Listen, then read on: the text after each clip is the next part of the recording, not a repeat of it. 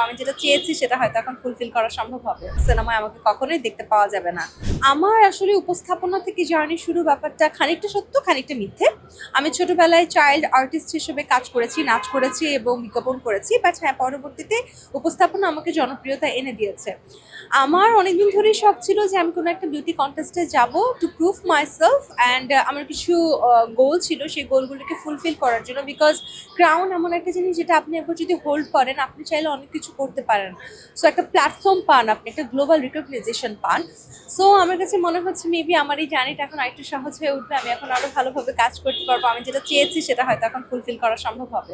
আমি যখন পার্টিসিপেট করি আমি ডে ওয়ানে বলে দিয়েছিলাম যে আমি সুইমস্যুট রাউন্ডে একটা ফুল সেট করতে চাই, এবং যদি এটা সম্ভব না হয় তাহলে আমি স্কিপ করতে চাই। এবং আমার অর্গানাইজার ইন্ডিপেন্ডেন্ট ইন্টারন্যাশনাল, তারা বলেছিলেন যে সুইমস্যুট রাউন্ডে তুমি যেটাই পড়তে চাও কোনো সমস্যা নেই, তবে তুমি যদি পার্টিসিপেট না করো সেটা একটা সমস্যা। এবং এখানে দেখুন, আমরা গত বছরের মিস ইউনিভার্সে দেখেছি যে অনেক দেশের মানুষেরা ফুল স্যুট পরেছেন, হয়তো তারা উইনার হননি, হয়তো তারা টপ 30-তে যেতে পারেননি, বিকজ আসলে সেটা তো অনেক বড় প্যাজেন্ট ছিল, বড় বিশ্বের সব থেকে বড় প্যাজেন্ট। সো আমার প্যাজেন্ট্রিতে আসলে সুইমস্যুটে আমি জানি না আমার মার্ক কতটুকু পেয়েছি বা কতটুকু কেটেছে, বাট আমি সবসময় ডে ওয়ান থেকে চেষ্টা করেছি যে আমি সুইমস্যুটের মার্কটা একেবারেই পাবো না, আমি জানি। সো অন্যগুলো দিয়ে আমাকে কম্পিট করতে হবে, অন্যগুলো দিয়ে আমার নিজেকে আসলে স্টেবল করে তুলতে হবে, দ্যাটস আমি সেখানে অনেক ফোকাস করেছি। এবং আপনারা যদি ফুল ভিডিওটা দেখে থাকেন তাহলে দেখবেন সুইমস্যুট রাউন্ডে কিন্তু আমি অনেকগুলো মুভস ট্রাই করেছি।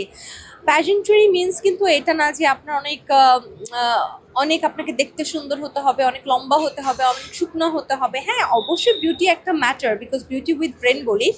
But if you have the brain then অনেক সময় বিউটি খুব একটা দরকার হয়ে ওঠে না। বিকজ দেখুন, তাহলে যদি এতই প্যারেন্টারি মানে ফর্সা সুন্দর লম্বা হতো, তাহলে কোটি আইভরির মতো একটা মানুষ এত মিস ইউনিভার্সের এই 2025 সিজনে এত বেশি ভাইরাল হতো না, বা বিশ্বজুড়ে এত এত টপ মডেল ব্ল্যাক স্কিনের হতো না। দেখুন, আমি সিনেমার অফার তো আগে থেকে পেয়ে এসেছি, এমন তো না যে আজ ক্রাউন পড়েছি দেখে আমার কাছে সিনেমার অফার আসবে। সিনেমার অফারের ক্ষেত্রে আমি বরাবরই যেটা বলেছি আমি সেটাই বলবো, যে আমি আসলে কমার্শিয়াল সিনেমার মানুষ না। তো বাণিজ্যিকভাবে যে সিনেমাগুলো হচ্ছে এই ধরনের সিনেমায় আমাকে কখনোই দেখতে পাওয়া যাবে না। উপস্থাপনা করে এসেছি, উপস্থাপনাই করব, কারণ এটা হচ্ছে আমার ব্রেড অ্যান্ড বাটার। আর যদি বলেন যে স্পেশাল কি করব, তাহলে ওমেন এম্পাওয়ারমেন্ট নিয়ে কাজ করব। বিকজ আমার অ্যাডভোকেট ছিল যে আমি ওমেন এম্পাওয়ারমেন্ট নিয়ে কাজ করব। আমি সবসময় বলে এসেছি যে আমি সেই মানুষদের কণ্ঠ হতে চাই যারা কথা বলে না, গ্রামের সেই মেয়েদের জন্য আমি কাজ করতে চাই যারা প্রবলেম ফেস করে। তো আমি তাদেরকে নিয়েই কাজ করব। এবং হ্যাঁ, আমি যে প্ল্যাটফর্ম থেকে এসেছি আজ এখানে, যে প্ল্যাটফর্মে মুকুট পরে আছি, সামনের বছর আমার দেশের মেয়েদেরকে সেই প্ল্যাটফর্মে পাঠাতে চাই, এটাই আপাতত আমি করতে চাই। একজনকে যখন আমি বলছিলাম যে আই এম ফ্রম বাংলাদেশ, তখন সে বলতেছিল বা বা তো আমি তাকে আসলে অনেক চেষ্টা করাছিলাম যে বাংলাদেশ, অ্যান্ড তারা খুব মানে সুন্দরভাবে বলছিল।